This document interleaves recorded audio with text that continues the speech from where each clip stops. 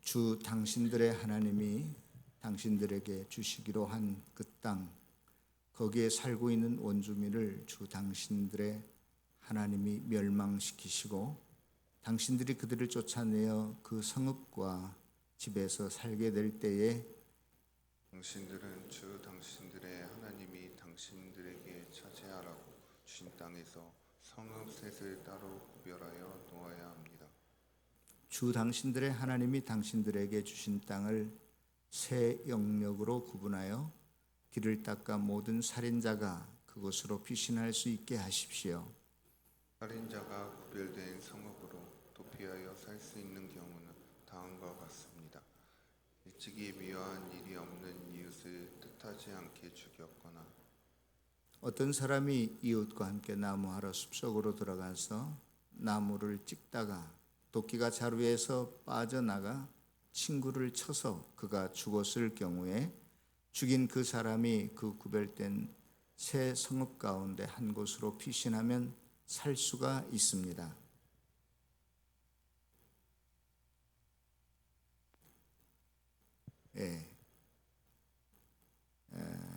우리 옆 사람과 함께 한번 다시 인사 나누도록 하겠습니다. 잘 오셨습니다. 사랑합니다. 반갑습니다.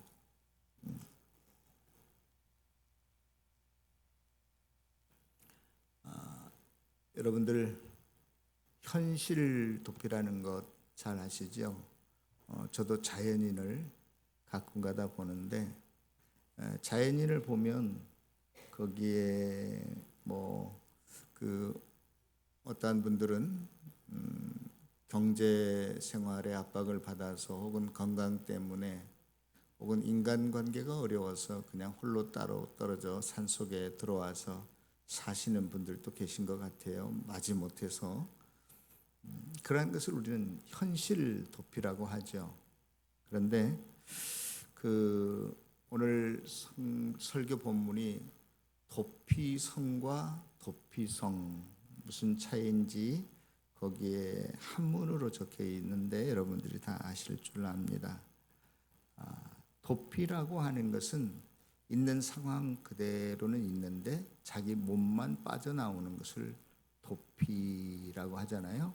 그래서 그 현실에서 도피한 사람들이 구약 시대에 찾아 들어가면 살 수 있는 곳을 도피성이라고 했습니다. 성경에는 6개의 도피성이 있는데 오늘 저와 여러분들이 읽은 본문에는 3개만 나와 있는 듯한데 왜 그렇게 표현을 했냐면 지금 신명기는 요단강을 건너기 전에서 지금 하는 이야기이기 때문에 요단강 동편에는 이미 도피성 3개가 있었고 이제 요단강을 건너가면 그 맞은편에 또 도피성 3개를 다시 만들어야 했기 때문에 마치 3개만 있는 것처럼 나와 있는데 원래는 도피성이 6개입니다. 그래서 구약시대에 살인한 사람이 복수당하지 않고 그 도피 성읍 안에 들어가면 살 수 있는 곳을 도피성이라고 합니다. 그러면 그러면은 성읍은 그렇다 치고 도피 성질은 뭐냐? 우리가 물리적 공간이나 시간은 그대로 상황은 그대로 있는데 마음만 벗어나는 것. 그러니까 몸은 그 현장에 그대로 있지만 마음만 벗어나는 어떤 성질, 경향성을 가리켜서 도피할 수 있는 성질이다. 도피하는 성질이다. 그렇게 말할 수 있을 것 같습니다. 여러분들 19세기 초에 여러분들이 잘 아는 칼 막스라는 사람은 헤겔이나 호에르, 마르 이런 사람들의 철학적 영향을 받아서 소위 말하는 공산주의 사상을 만든 자본론이라고 하는 책을 썼는데요. 그 당시 그 19세기 초의 유럽의 그 사회적 역사적 상황을 말씀드리기 전에 그 칼 막스가 뭐라고 말했냐면 자본론 서론에 종교는 아편이다. 그러한 이야기를 했어요. 그런데 그 당시 종교는 아편이다라고 했을 때 그 당시 서구 사회, 특별히 유럽의 그 사회상, 역사상은 어떻게 했냐면 산업혁명이 일어난 후에 이제 많은 사람들이 도시로 몰려오게 됩니다. 그래서 도시 빈민의 그 극빈층이 노동자들이 생기게 되는데 그 당시 얼마나 노동이 열악했는지 하루에 12시간 내지 16시간씩 일했고 아이들도 일했고 여성들도 아주 비위생적인 상황 속에서 그들은 차마 인간다운 삶을 살 수 없을 정도로 열악한 삶을 살고 있었습니다. 그들은 정치적으로도 또 경제적으로도 교육받을 기회도 전혀 없었고요. 박탈당했고요. 그런데 종교는 뭐라고 가르쳤냐면 여기서 말하는 종교는 무슨 불교나 마호메교 뭐 이런 걸 말하는 게 아니라 가톨릭과 그러니까 구교와 개신교, 기독교를 의미하는 것이죠. 교회는 현실을 외면한 채 그러한 구조적인 사회와 억압받는 사회를 외면한 채 당신들에게는 하나님의 나라가 있으니까 죽어서 갈 수 있는 천국이 있으니까 그 나라를 보고 살아라. 그러한 설교들, 그러한 강론들을 계속해서 설파했단 말이에요. 그러니까 막스 눈에는 그것이 어떻게 보였느냐? 마치 자본가와 또 지주들을 그들의 편에 서서 똑같은 노동자들의 노동을 착취해가고 교회가 부를 쌓는 것으로 이해를 하게 됐단 말이에요.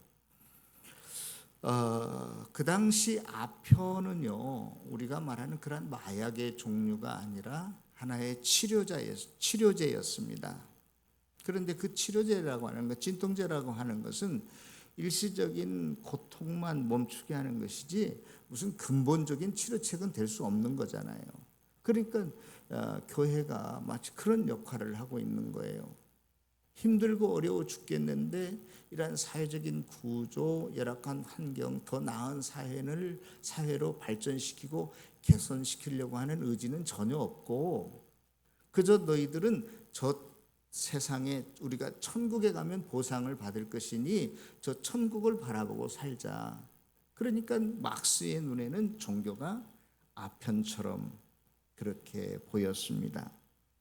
우리가요 꼭 막스의 사상을 따르지 않는다 할지라도 저와 여러분들에게 주어진 현실 상황을 좀 더 나은 상황으로 발전시키고 개선시키고 개혁해 나가는 것은 꼭 공산주의 사상이 아니라 할지라도 복음의 정신이고 기독교의 정신입니다. 또 온 인류 사회의 공공의 목표가 될 수도 있고 또 이것이 보편적 통용되는 미덕이라고도 볼 수가 있습니다. 왜냐하면 저와 여러분들에게 주어진 현실을 좀 더 나은 현실로, 더 나은 사회로, 구조로 변화시키고 발전시키고 개혁시키지 못하면 어쩌면 저와 여러분들은 거기에서 나고자요 도태되어지는 사람이 될 수밖에 없기 때문에 그렇습니다. 중학교 학생이 나는 여기에 만족해하고 더 이상 발전이 없다면 그 자리에 머물러 있다면 그는 친구들 사이에서도 도태되고 나고자의 삶을 살아갈 수밖에 없듯이 어른이 된 저와 여러분들도 또 현대 사회를 살아가는 저와 여러분들도 이 정도면 만족해하고 더 이상 발전이 없다면 우리는 국제사회에서 도리어 도태되어지고 낙오자가 될 게 뻔합니다. 그래서 저와 여러분들은 꼭 막스의 이론이 아니라도 현실에 충실해야 되고 또 현실에 만족하지 않고 더 나은 삶을 바라보고 현실을 개혁해가고 변화시키고 노력시키려는 그러한 열망이 있어야 됩니다. 그래서 예를 들어서 학생은 더 열심히 공부해야 될 것이고 선생님도 마찬가지고, 과학자라면 내가 연구하고 있는 영역에서 더 좋은 논문을 발표하려고 노력해야 될 것이고, 사업가는 더 사업을 확장시켜 나가야 될 의무가 저와 여러분들에게 있는 것입니다. 그런데 문제는 뭐냐? 우리 그리스도인들도 그와 같은 일에 협력한다라기보다는 그러한 목표와 삶의 방식을 가지고 살아가는 게 너무나 당연하지만, 문제는 뭐냐? 막스의 이론을 지지하는 사람들은 오직 이 땅의 유토피아를 이루고 살고, 이 땅에 몸과 자기의 온통 정신을 다 쏟아서 이 땅을 위해서만, 이 땅의 것만을 위해서, 내 몸을 위해서만 살아가는 사람들이에요. 그러나 저와 여러분들은 현실을 도피하지 않는다 할지라도, 저와 여러분들이 육신의 몸을 입고 있는 한 저와 여러분들도 현실의 삶을 충실하게 살아야 되겠지만, 한 가지 다른 게 있는데, 그게 뭐냐? 우리의 몸은 여기에 있다 할지라도 우리의 마음과 심령은 부활하셔서 승천하신 예수님, 우리에게 진정한 도피성이 되신 그 예수님께 가 있어야 된다는 것입니다. 그렇지 아니하면 저와 여러분들은 쉽게 막스주의자가 되기 쉽고 공산주의자가 되기 쉬워요. 또 우리가 신앙생활을 한다고 하지만, 교회를 다닌다고 하지만 그저 천국의 소망이 없이 마치 막스주의자들처럼 이 땅의 것만을 위해서 살아가기 쉽다 이 말이에요. 사랑하는 성도 여러분, 그러므로 저와 여러분들은 이 땅의 삶에 충실을 해야 되겠지만, 이 땅의 삶에 내가 학생으로서, 부모로서, 또한 학자로서 책임을 다해야 되겠지만, 시민으로서 책임을 다해야 되겠지만, 거기에 머무르지 않고 우리의 마음은, 심령은 항상 하나님께 가 있는 도피 성질을 가진 저와 여러분들이 되시기를 바랍니다. 오늘 어쩌면 이것이 오늘 여러분들에게 제가 드리고자 하는 메시지의 핵심이 될 수도 있을 것 같습니다.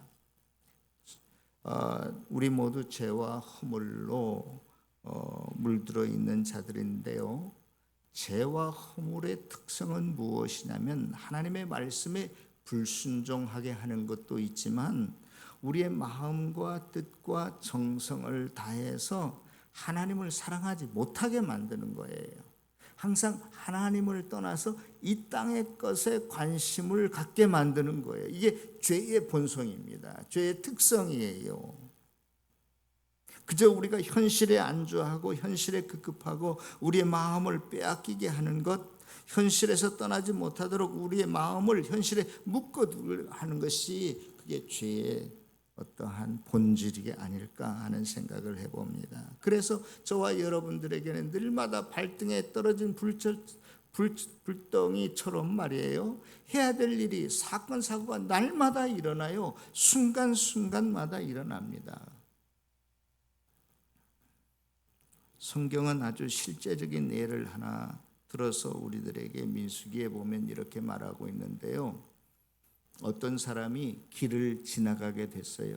그런데 마치 어떤 사람은 또 그 길에 쌓인 그 길과 집의 사이에 경계선에 담장이 있잖아요.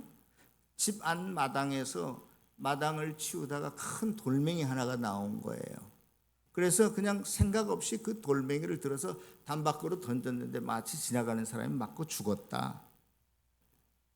그럴 때 이제 어디로 피한다? 이 도피 성읍으로 피하는 거잖아요. 여러분, 내가 가해자가 아니라 피해자의 가족이라고 생각하면 그보다 더 억울한 일이 어디 있어요? 여러분들 남의 일이니까 그냥 우습게 지날지 모르지만, 그 지나가던 피해자가 어느 한 가정의 가장이라고 생각하면 하루아침에 가장을 잃은 그 집 식구들, 그 사람의 아내, 자식들 어떻게 하란 말이에요. 누가 먹여 살릴 거예요? 앞으로 어떻게 될 거예요? 한번 이게 보통 쉬운 일이 아니에요. 오늘 신명기 19장에도 비슷한 애가 또 하나 더 나오는데 어떤 사람이 같이 산에 벌목하러 갔대요. 분명히 친한 친구니까 그렇겠죠. 한 동네 사는 사람이고. 그런데 가서 나무를 찍다가 이 도끼가 자루에서 빠져나가서 이 도끼날이 상대방을 쳤어요. 그래서 그가 거기서 즉사해버리고 맙니다. 구약시대에 저와 여러분들이 잘 알고 있는 것처럼 다른 사람의 눈을 상하게 하면 내가 그 사람 눈을 상하게 할 수 있어요.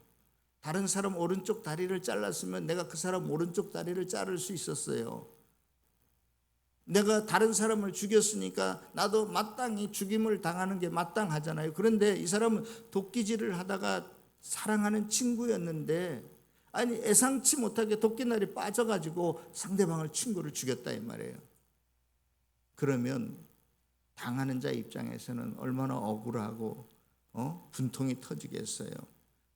당사자들끼리는 친한 친구일지 모르지만 그 가족이 복수하고 싶은 생각이 날 거란 말이에요. 그러니까 혹시 그럴지 모르니까 너는 빨리 도망해서 도피성으로 도망가면 그 안에 들어가면 산다 이런 거거든요. 여러분 이것이 저와 여러분들에게 주는 의미가 뭘까요? 한번 생각해 보셨으면 좋겠어요. 우리는 그걸 어떻게 이해해야 되냔 말이에요. 내가 당사자나 혹은 당사자의 가족이라고 하면 피해 가족이라고 하면 어떻게 여러분들 하시겠어요? 너그럽게 용서해 주실 수도 있겠지만 성경에 보면 그 힌트가 하나 나와 있는데요. 마태복음 10장에 참새 2마리가 있는데 그 2마리가 사냥꾼의 총에 맞아가지고 떨어졌어요. 그런데 그 가격이 한 아사리온, 아주 지금 돈으로 환산해도 한 500원이나 1000원 정도밖에 안 가는 아주 값싼 그런 거잖아요. 그래도 그렇게 보잘것없는 참새 한 마리도 하나님이 허락하시지 아니하면 땅에 떨어질 수 있다 없다? 없다. 그 이야기를 계속 하시면서 우리 하나님은 우리의 머리털까지도 세심받으신 하나님이시다. 그렇다면 지금 벌목하러 갔다가 도끼날이 우연치 않게 빠져가지고 죽은 그 사람의 생명은 어떻게 될까요? 그냥 우연히 죽은 걸까요? 아니면 어떻게 할까요?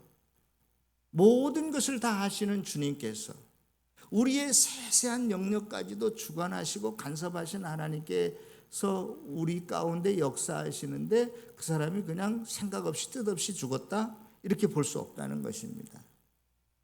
우리가 그 하나님의 뜻을 헤아릴 수는 없지만 비록 어떤 사람이 우리의 삶 속에서 길을 가다가 담 넘어오는 돌멩이에 맞아 죽었건 벌목하러 가서다 그 도끼자루에서 빠진 날에 맞아 죽었건 혹은 갑자기 가다가 길을 건너다가 교통사고로 죽었건 우리들 눈에는 그 좋은 방법이라고 할 수 없는 것이라 할지라도 좀 더 넓게 보면 그 모든 것들이 하나님의 계획과 뜻 하나 섭리 안에 있다는 사실을 우리가 인정하고 살자 이 말이에요. 너무나 억울해하지 말고 너무나 슬퍼하지 말고 너무나 복수심에 불타있지 말고 하나님이 분명한 뜻이 계실 거야. 겉의 모형은 정말로 좋지 않은 것이죠.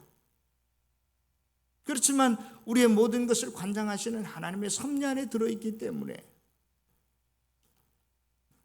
그래서 오늘날 일상에서 무슨 일을 만나든지 어떤 일을 당하든지 간에 기독교인이 가져야 될 자세, 태도는 그 일을 어떻게 받아들이고 해석하느냐가 아주 중요합니다. 그래서 하나님께서 나를 심판하시거나 저주하시거나 재앙을 내렸다는 거, 어떤 비참하게 죽고 억울하게 죽고 갑자기 좋지 않게 죽었다는 것보다는 그 일, 그 사건을 통해서 지금 현재 하나님께서 나를 어떻게 살기를 원하시는가를 우리가 알아야 된다는 것입니다. 내가 그 일, 그 사건을 피할 수는 없습니다. 그 일을 아무리 슬픈 일이라 할지라도 갑작스럽게 당한 일이라 할지라도 내가 오롯이 잘 감당해야 합니다. 그것이 굳은 일이든 좋은 일이든 현실을 결코 도피해서는 안 됩니다. 책임감 없이 힘들고 어렵고 고달파도 그 문제를 내가 하나님의 선하심을 믿고 묵묵히 잘 감당해야 됩니다. 그 사건을 통해서 현실을 도피하지 않는, 그렇지만 우리의 심령은 항상 하나님에게 가 있는, 우리의 도피성이 되신 예수 그리스도를 향한 그 도피성의 성질을 가지고 우리가 이 땅을 살아가는 것,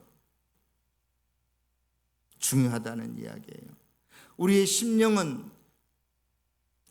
이 세상을 떠나서 하나님에게로, 예수 그리스도에게로 도피하는 성질을 항상 경향성을 가지고 있어서 주님과 함께하면 하나님의 나라가 내게 임하는 것입니다.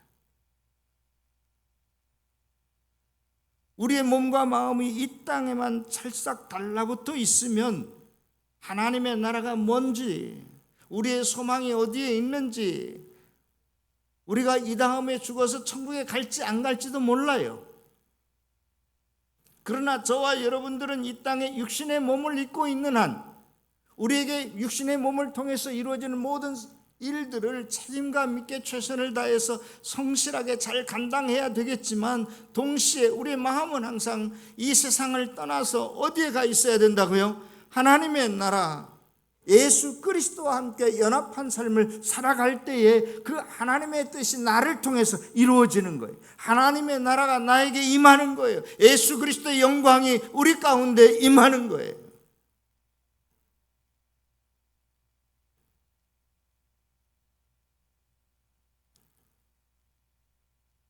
다른 말로 표현하면 도피 성질을 가지라는 말은 우리의 마음과 뜻과 정성을 다해서 하나님을 사랑하라는 말입니다. 극단적인 예일 수 있지만 하나님께서 저와 여러분들에게 자식을 주셨는데 왜 주셨을까요? 잘 키우라고요? 하나님께서 저와 여러분들에게 사업을 주셨다면 이 사업을 잘 번성케 하라고 주셨을까요? 저 같은 경우는 이 목회지를 저에게 주셨는데 하나님께서 잘 어떻게 크게 만들으라고 주셨을까요? 어찌 보면 너가 거기에 매달려 있는 너의 마음과 뜻과 정성이 온통 거기에 가 있는, 함몰되어 있는데 너 거기서 빨리 빠져나와서 내게 오라는 하나님의 부르심을, 그래서 나를 통해서 그 일을 이루려고 하는 하나님의 뜻을 알게 하기 위해서 저와 여러분들에게 자식도 주셨고 사업도 주신 줄로 압니다. 내가 잘 키우려고 하고 내가 그 일을 크게 만들려고 하지 마십시오. 우리의 마음은, 우리의 심령은 항상 하나님께 가 있어야 됩니다. 그래서 하나님께서 나를 통해서 내 자식을 키우게 하시고 내 사업을 번창케 하실 것입니다. 우리 목장을 새롭게 하실 것입니다.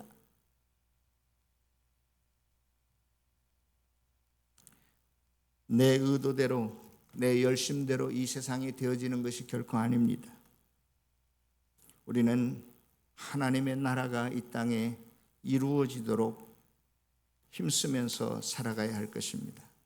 우리는 예배 시간마다, 매 주일마다 주기도문을 암송합니다.